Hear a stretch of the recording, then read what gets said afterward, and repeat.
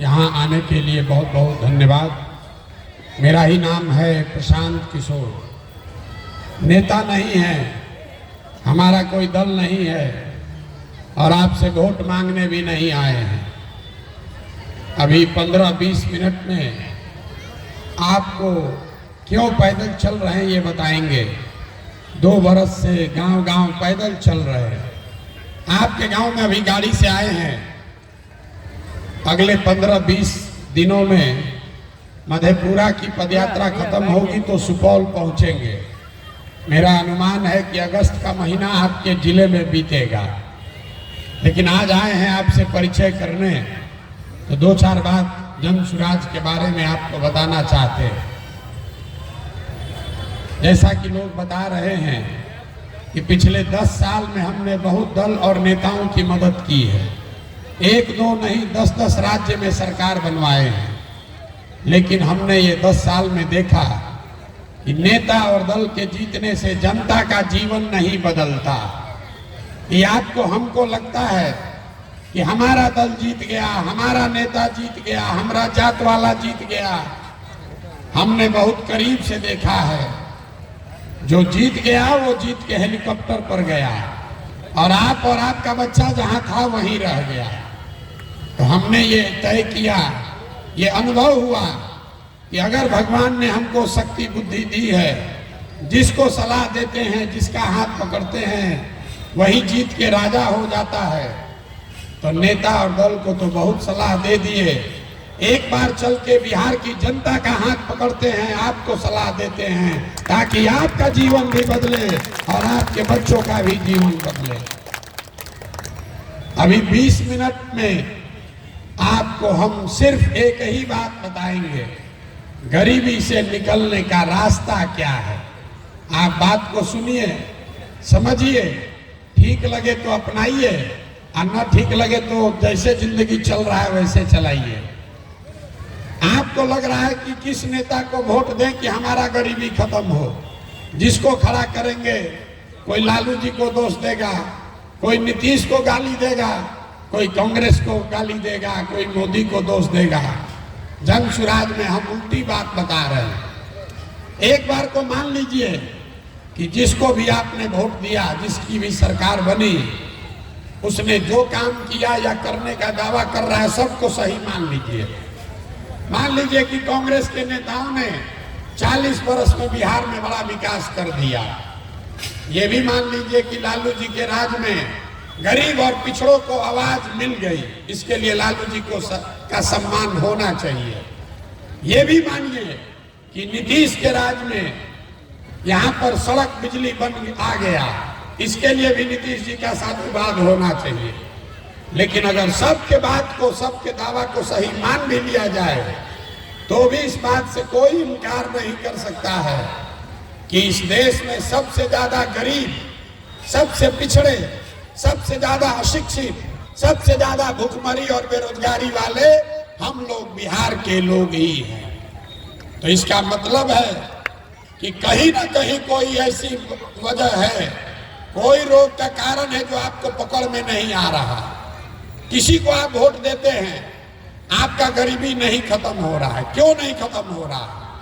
दूसरे राज्य में भी नेता सब चोरी कर रहा है, दूसरे राज्यों में भी जाती है, उन राज्यों में भी यही का संविधान लागू है।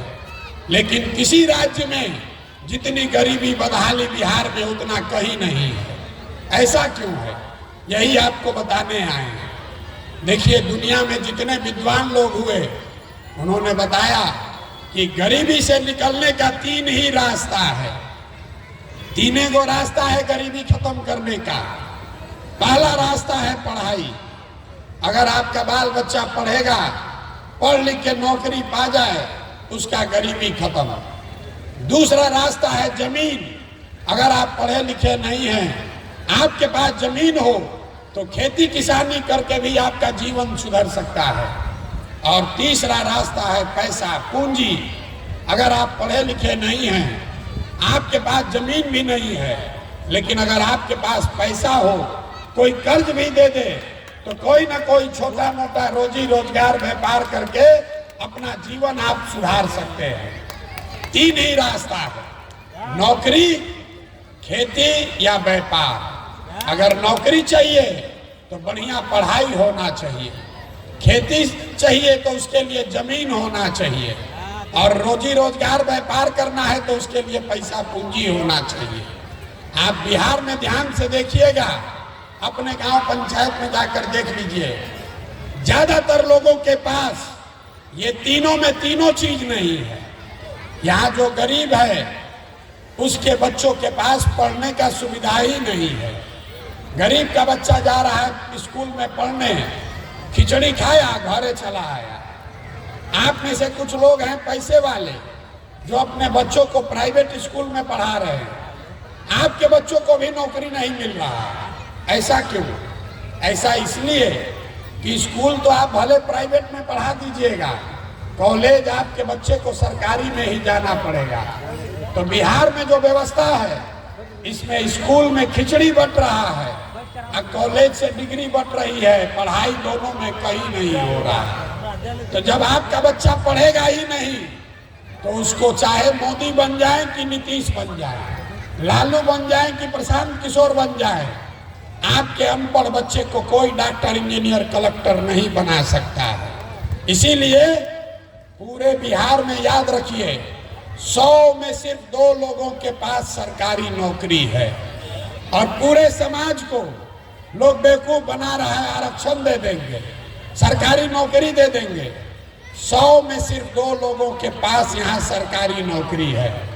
तो यहाँ रहने वाले ज्यादातर लोगों के पास अपने बच्चों को पढ़ा लिखा कर नौकरी दिलाने का रास्ता बंद है। दूसरा रास्ता हमने बताया खेती का।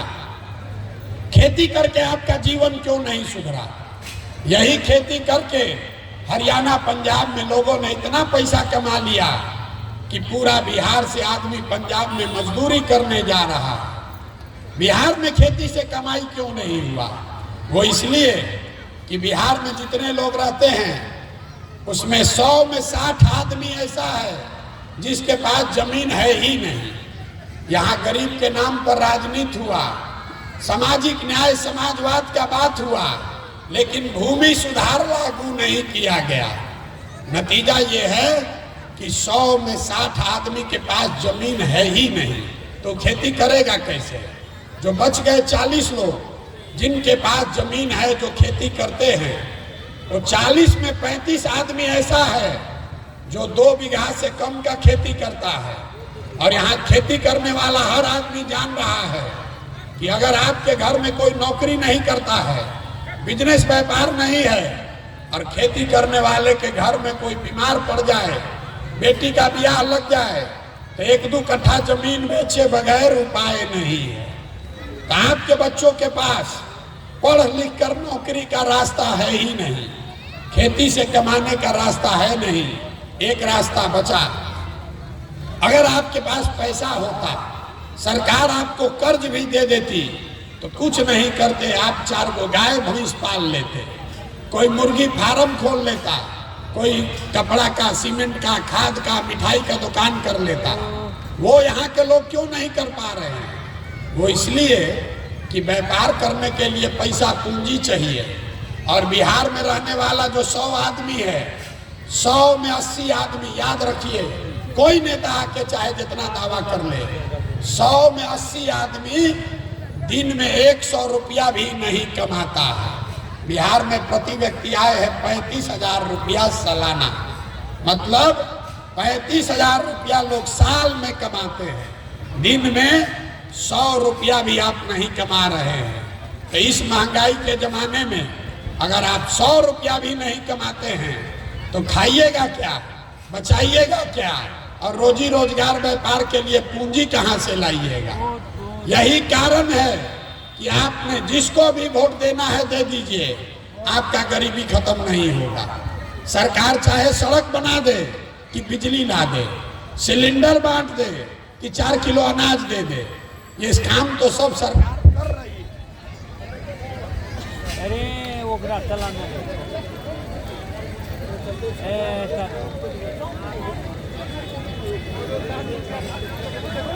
स्टार्ट करी ना, गेल लाइन काट कैंसिल करे। सरकार ने यहाँ सड़क बनवा दिया, बिजली आ गई, आपको 4 किलो अनाज मिल रहा है, लेकिन आपकी गरीबी नहीं खत्म हो रही है।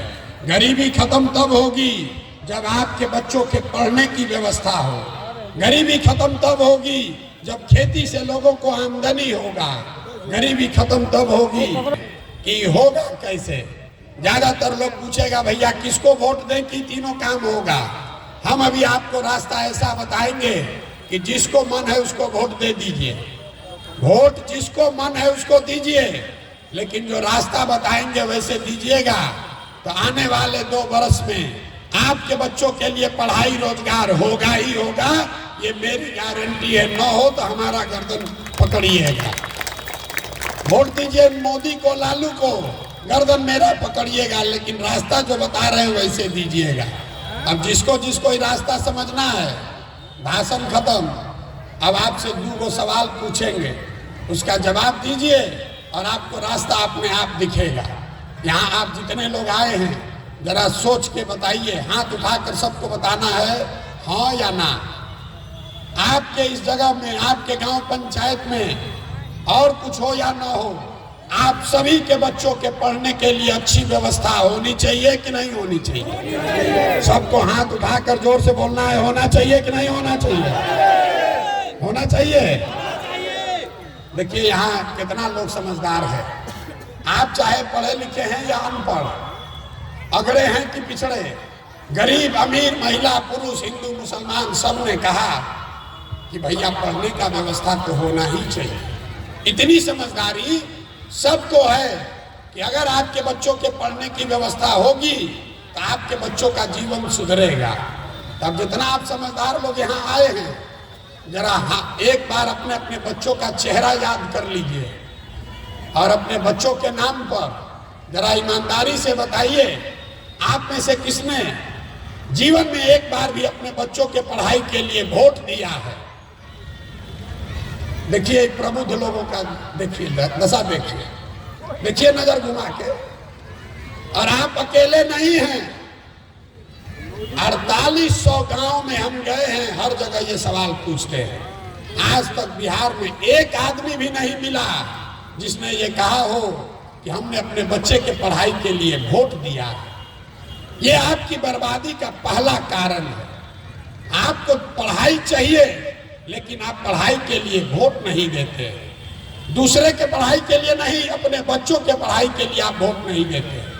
हम आपको क्या सिखाएंगे? आपको मालूम है कि आपका बच्चा पढ़ेगा, उसका जीवन सुधरेगा, लेकिन आपको पढ़ाई पर वोट नहीं देना है। अब कोई खड़ा होकर कहेगा ए भैया इसका क्या गारंटी है कि पढ़ाई के लिए वोट देंगे तो पढ़ाई मिलेगा? बिहार में तो सब नेता चोरे हैं।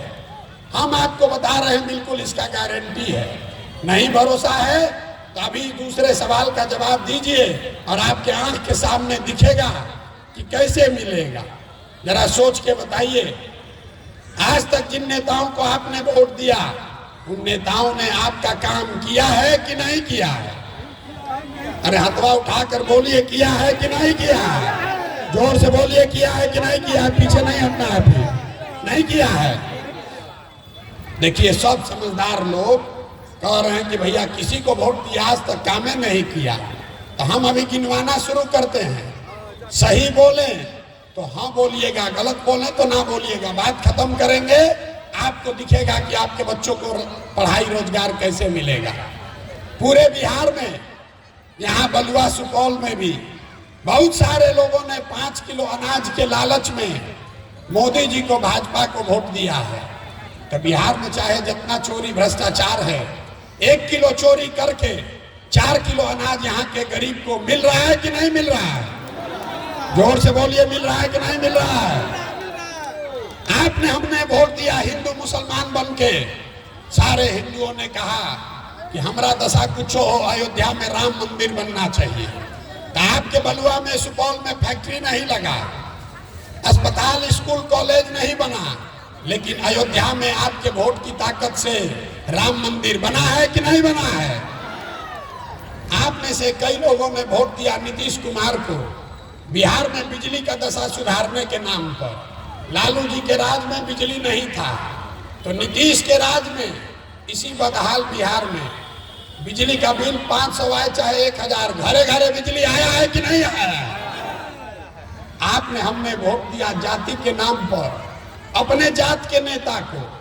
तो बिहार में आपके बच्चों के पढ़ाई रोजगार का कोई बात करे चाहे मत करे, जाति का बात और जाति का जनगणना पूरे बिहार में हुआ है कि नहीं हुआ है? अरे बोलिए, हुआ है कि नहीं हुआ है? आपने हमने वोट दिया सिलेंडर के लालच में मोदी जी को, तो सिलेंडर का दाम 1000 हो कि 1200, घरे घरे सिलेंडर बटा है कि नहीं बटा है? आपने हमने वोट दिया मोदी जी का कहानी सुन के कि मोदी जी गुजरात में बड़ा विकास किए हैं, तो गुजरात में तो विकास हो रहा है और पूरे बिहार से आपके हमारे बच्चे गुजरात में जाकर नौकरी मजदूरी कर रहे हैं कि नहीं कर रहे हैं? तो कौना बात पर आप लोग वोट दिए हैं जो नहीं मिला? आप लोग तो खुद बोले हैं अपने बच्चों के नाम पर, ये भैया जीवन में पढ़ाई रोजगार के लिए वोट नहीं दिए, यही बात बताने के लिए घूम रहे हैं। वोट वोट नहीं मांगते, बोइएगा बबूल तो आम कहां से खाइएगा? वोट दीजिएगा 4 किलो अनाज पर तो आपके बच्चों को रोजगार कहां से मिलेगा? वोट दीजिएगा जाति के नाम पर तो आपके बच्चों के लिए पढ़ाई कहां से होगा? जो बोइएगा वो काटिएगा।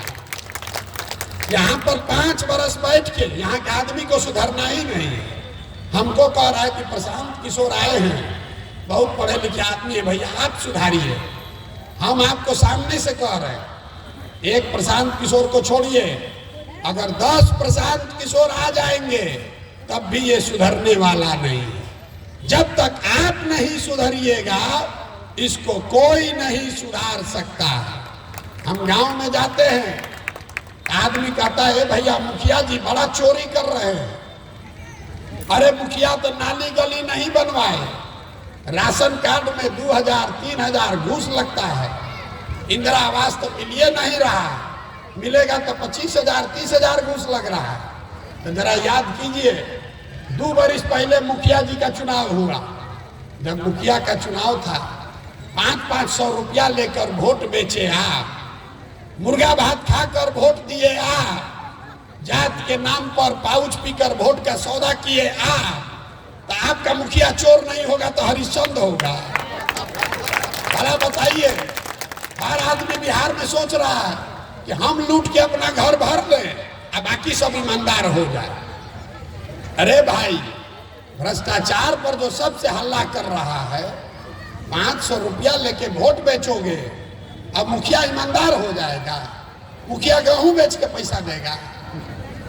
आपका औकात है 500 रुपया चोरी करने का, तो आप 500 चोरी कर रहे हैं। मुखिया का औकात 5000 का है तो 5000 चोरा रहा है। विधायक सांसद का औकात 50,000 है तो 50,000 चोरी कर रहा है। अगर समाज चोर है तो नेता ईमानदार नहीं हो सकता है। जब तक आप नहीं सुधरिएगा कोई नहीं सुधार सकता है। आदमी कह रहा है कि भैया नेताजी काम नहीं कर रहे हैं, और पूछते हैं कि विधायक जी कई बार से जीत रहे हैं, तो भैया 6 बार से। सांसद महोदय कई बार से जीत रहे हैं, तो भैया 2 बार बाबूजी जीते, अब लड़को जीत रहा है 2 बार से। बाहर है भाई, आप 5 बरिस नेता को गरियाइयो रहे हैं और फिर वोट के दिन जाकर उसको वोटो दे रहे हैं, दोनों बात कैसे होगा? ये नहीं हो सकता। तो अगर सुधरना है तो एक ही रास्ता है। अब आप कहिएगा कि प्रशांत किशोर पर काहे भरोसा कीजिए, बिल्कुल मत कीजिए। एक रास्ता है, वोट जिसको देना है दीजिए, लेकिन एक संकल्प लीजिए। आज तक आपने वोट दिया जाति के नाम पर, आपने वोट दिया विचारधारा के नाम पर, आपने वोट दिया नेता का चेहरा देखकर, आपने वोट दिया नाली गली के लिए, 4 किलो अनाज के लिए, मंदिर मस्जिद के लिए। हम एक ही बात कह रहे हैं, गांव गांव जाकर लोगों को हाथ जोड़ रहे हैं। एक बार मेरी बात मानिए, एक सलाह मानिए, वोट जिसको देना है दीजिए, लेकिन एक बार वोट अपने बच्चों के लिए दीजिए, अपने बच्चों के लिए दीजिए, नेताओं के लिए नहीं, भारत पाकिस्तान के लिए नहीं, अपने बच्चों के लिए। अपना बच्चा पढ़ा ही नहीं, अपना बच्चा खाए बगैर मर रहा है, कहीं मजदूरी कर रहा है। अब बिहार में बैठे बैठे भारत पाकिस्तान का बात हो रहा है। यहाँ से लोगों को सब समझ है, गांव में बैठ के लालू जी का लड़का कैसे बनेगा मुख्यमंत्री, इसका समीकरण बना रहे हैं। मोदी जी को 240 आया कि 70 आया, इस पर रात दिन चर्चा हो रहा है। अपने मोदी जी का सीना, गांव में लोग हमको बताता भैया मोदी जी का सीना 56 इंच का है, उसको मोदी जी का सीना दिख रहा है, अपना लड़का का खाए बगैर सीना सिकुड़ाया है न दिख रहा है। ये बिहार में दुर्दशा है लोगों की, इसीलिए हाथ जोड़ रहे हैं। मेरे भाई, जिसको वोट देना है दो, लेकिन एक बार अपने बच्चों के लिए वोट दो। आपके वोट में वो ताकत है, आपके वोट से मंदिर बना, आपके वोट से आपको 4 किलो अनाज मिला, आपके वोट से यहाँ अपहरण रंगदारी रुका, आपके वोट से सड़क बिजली आई। जिस दिन पढ़ाई रोजगार के लिए वोट दोगे वो भी आपके बच्चों को मिलेगा ही मिलेगा। और दूसरी बात, वोट जिसको दीजिए मुफ्त में कुछ मत दीजिए। अपने जात वाले को देना चाहते हैं उसी को दीजिए, कोई दिक्कत नहीं। अपने जात वाले को आप दूध बेचते हैं, 50 रुपया का दूध है, वो अपने जात वाले को आप मुफ्त में नहीं देते हैं, उससे 50 रुपया लेते हैं। धान गेहूं बेचते हैं, उसका पैसा लेते हैं। कपड़ा सौदा बेचते हैं, अपने जात वाले को बेचते हैं तो भी उससे पैसा लेते हैं। लेकिन देखिए समाज के चेतना पर कैसा धूल पड़ गया है।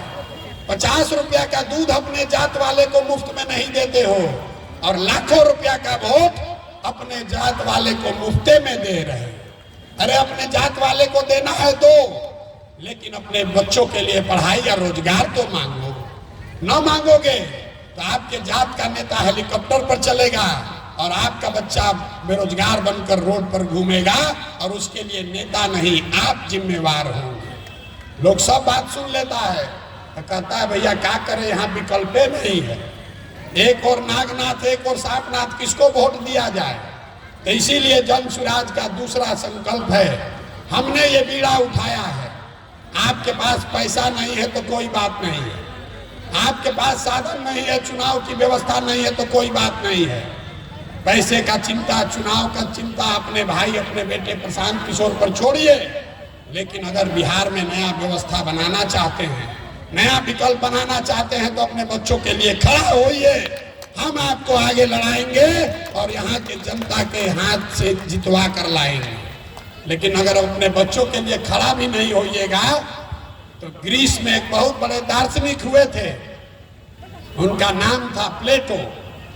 प्लेटो ने कहा कि जिस समाज में समझदार लोग राजनीति नहीं करते हैं उनको इस बात के लिए तैयार रहना चाहिए कि समाज का कोई मूर्ख आदमी राजा बनकर उन पर शासन करेगा।